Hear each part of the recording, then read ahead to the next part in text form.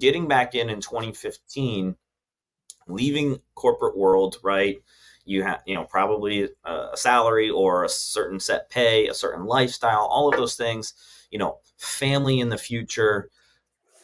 When you made that switch, going back from security, I'll use that in air quotes, to Sure. unsecurity, 100% real estate commission, did you jump in with 2 feet, cut the rope and just go after it in real estate? Did you transition in?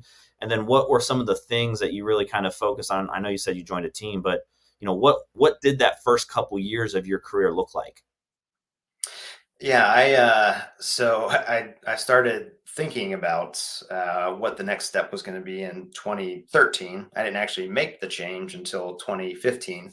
So as you can tell, I'm a slow mover in that respect.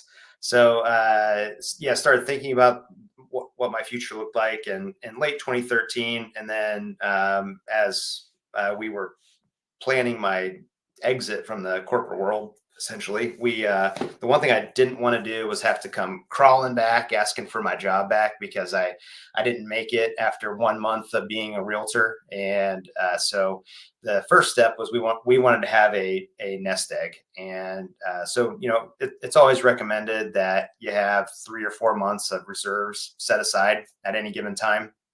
um, I wanted to have a year's worth. And so, what we focused on once I decided that this is going to be the next step for me, we focused on building that nest egg where if I didn't make a single dollar within the first year of being in real estate, that I'd still be okay, or we would still be okay. And so we worked on building up that nest egg. We were living in the short north at the time and ended up moving down to, we cut our rent in half, moved to Marion Village. And so we were saving on rent. I sold my car, got a different car that would save money as well. So we just started, we changed our lifestyle a bit that Okay. would allow me to get to my exit point faster. And even once we had that year's worth nest egg built up, I still struggled with making the leap, but eventually did go ahead and got everything lined up. Really, what pushed me is that my coursework was about to fully expire, and I would have to take all the classes again in addition to taking the test again. Yeah. So that was kind of my drop dead date to get my license back. So I was able to. That's kind of where everything lined up in 2015. I think in April or May-ish 2015 is when I left, got my license back right after that. But yeah, I'm a slow mover. I make decisions quickly, but then I take a long time to actually execute and implement them. But I was able to put that nest egg together and then successfully make the leap.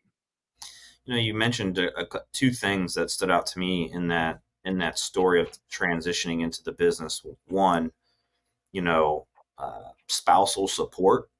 I think Mhm. it does not get talked about a lot in our industry. When I met my wife, she was in grad school, and yeah, I mean, even still to this day, we talk about this all the time of like lifestyle, right? Like, oh, being a real estate agent, you're on the go, right? Your nights and weekends, like you mentioned, and if you have, a significant other or someone that, um, has an impact on your life, getting them to be on the same page with what you're about to embark on, I think is key to your success. Obviously, if Yeah. you're single and all that, obviously it's just up to you.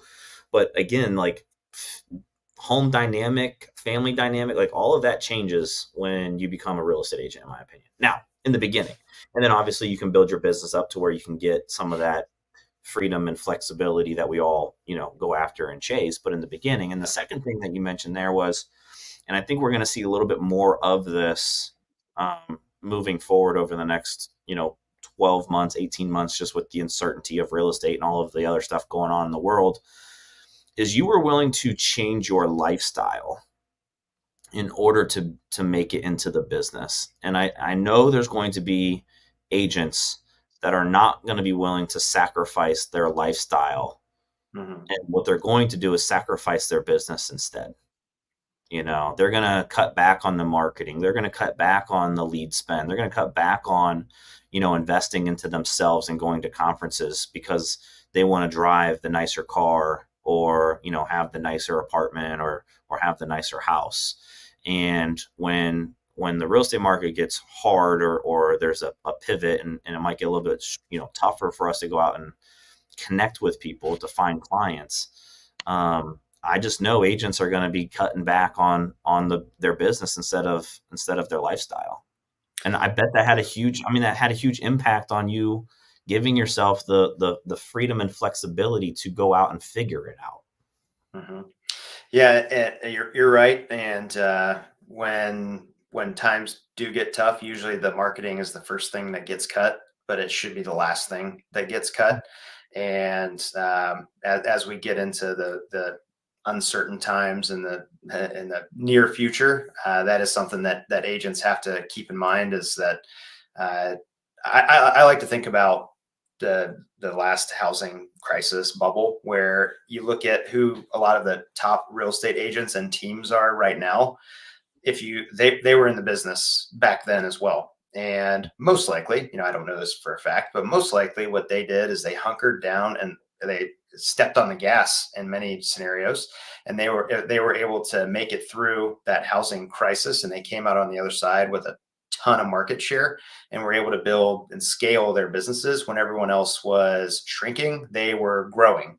And I think that something similar could be on the horizon, where instead of dialing back on marketing, step on the gas, increase your market share. And then as we get back into, a more stable market, now you're going to come out on the other side in a much better position. So it's running towards it versus running away from it, and just knowing that if you have the right habits and the right plan, you'll be fine in the end. Yeah. I view that as if you're not willing to stay invested in your business or invested in yourself, and you're not really willing to double down. And there's a difference between you having the funds to do it versus not. And that's a whole nother topic, right? Are you willing to take out a business loan? Are you willing to take out credit cards to help fuel some of this to get you through? I'm not a financial advisor, but the way I look at it is then you don't necessarily believe in yourself and your abilities, right? Because if you believe in yourself and your abilities, and this is what I tell a lot of new agents getting into the business, if you are self-aware and you believe you have the work ethic and you're true to yourself in that assessment, then you're going to be fine. If you Yep. don't believe you have work ethic, and um, you have lazy tendencies, then your success will be a little bit more inconsistent.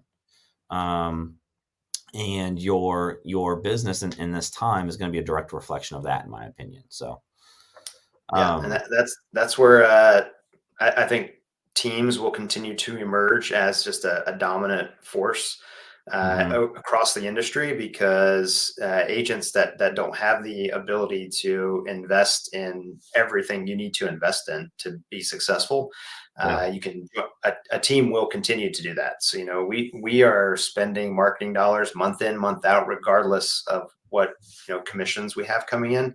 So that's where some of those problems of the solo agent can help be alleviated by a team.